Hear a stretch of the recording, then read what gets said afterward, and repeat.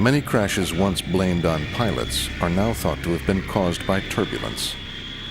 Only in the 1970s, after a series of appalling accidents, was the most lethal turbulence recognized and given a name: wind shear.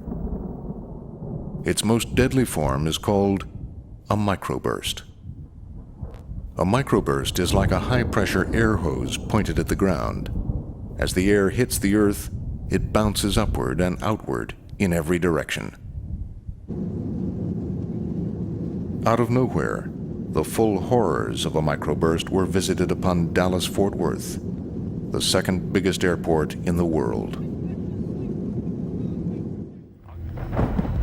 For the next 30 minutes, Delta Flight 191 would endure the full fury of Mother Nature.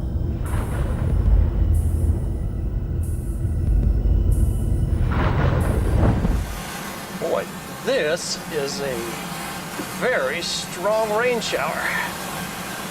Boy, you can see the thunderstorm over there on the horizon, but I think everything is fine. A little bouncy today, but no problem. Oh yes, everything looks fine. Checklist is complete and we have been cleared to land. Charlie Phipps, a Delta Airlines training captain, retraces Flight 191's ill-fated path. Using data from the flight recorder, his simulator is programmed with exactly the same weather Flight 191 encountered that day. A little bit more turbulence than I expected. Glide slope, we're coming up on the glide slope again. Everything is fine. Seems like we're losing some air speed. The tailwind, yes, we got a tailwind now, a strong tailwind. Oh yes. Before we ran into the storm, you can hear everybody on the plane laughing and cutting up and just idle chatter. But as we got into the storm more and more, the plane got quieter and quieter. And finally, there was, you could hear a pin drop in the plane. Wow, look at the tailwind. We've got a heck of a tailwind here. Oh my God. Come on, airplane. Come on. Come on, fly, baby. Come on, baby. You can make it. Come on. Come on. Wind shear. Come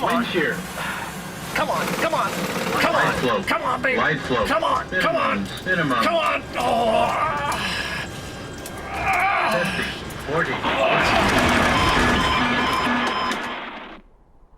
Its engines screaming at full power, the plane touched down in a field, careened across a freeway, snapping off lampposts, and bounced down on a car, killing its occupant. Then it entered the airfield at full speed, heading not for the runway, but for 2 4-million-gallon water tanks. The ride really got rougher, and when we hit the first water tower, nobody knew what we hit. And it was only a few seconds after that, tenths of seconds, we hit the second water tower.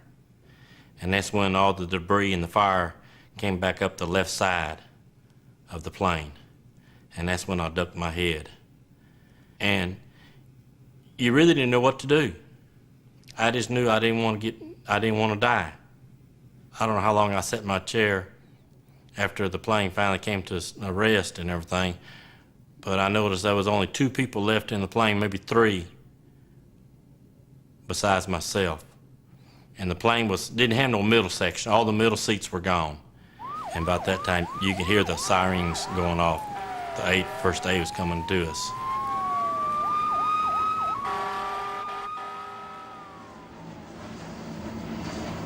The NTSB completed its report on the Dallas crash, but for once it failed to agree with its own investigator. Rudy Kapustin retired before the investigation was complete, and his report was finished by others. To this day, he disagrees with its findings, that the crew were mainly to blame. The crew, I think, when you try to evaluate did the crew do the right thing and do the wrong thing, well, in retrospect, obviously they did the wrong thing, because they crashed. Can't say they did the right thing. But did they act prudently? based on what they knew and continuing the approach based on what they knew at the time, I would say yes. Lightning coming out of that one. What? Lightning coming out of that one. The members of the board criticized the pilots for flying through a thunderstorm and trying to land in it. On this computerized animation, reconstructed from the plane's own flight recorders, the black column the plane is heading for is the microburst. But the pilots had been told it was just a rainstorm and that other planes were landing safely. But there's always reluctance, particularly if someone landed just in front of you. There's everybody would say, American or TWH is landing, how come you couldn't land? The passengers will do that, they don't like to be late. The consequences of that reluctance can be heard on the plane's cockpit voice recording. Flashing off at about 8. 762 at a barrel. I'll call it off for it. North America 138, turn the corner. Yes, sir. Everybody around the corner when you number 1. America 136, contact. It'll lose it all of a sudden. There it is. Push it up. Push it way up.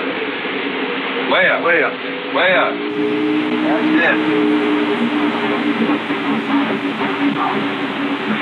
America 6, take off. Speedway America 6, April 86, in position 017 right. Hold up. Hold up. Way up. Hold up. Hold up. One right, turn off. Traffic's a mile per hour.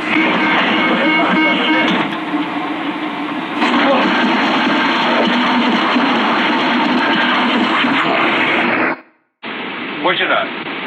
Push it way up. Way up. Way up. Way up. That's it.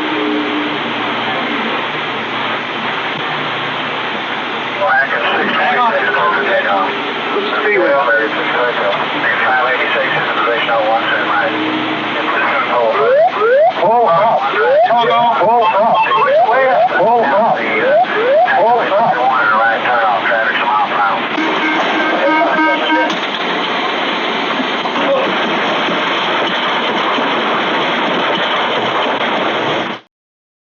The air traffic centers, air route traffic control centers, have meteorologists ever since, or because of some weather-involved accidents some years ago, had meteorologists assigned. Well, I think the one at DFW Center, he wasn't there. The backup weather facility wasn't functioning. Another one that was a backup facility for that. So in reality, real-time weather was never disseminated to that flight crew. And I was gone from the board when the report was adopted, and I had serious disagreements with the report because air traffic was just pretty much left out of the cause, and that I don't think was a fair assessment of what caused that particular accident. They pretty much left it all with the crew. Based on the fact that one of the crew members said, yeah, there's lightning in it. They knew there was weather up there, and they said, yeah, there was lightning in it. Well, you don't know where that lightning was in relation, to their position. 137 people died at Dallas. Since then, the federal government has ordered wind shear radar installed at all major airports. And NASA has developed a device that can be fitted on a plane to give 45 seconds advance warning of wind shear, enough to allow the plane to get out of trouble. So far, only one airline, Continental, has installed it.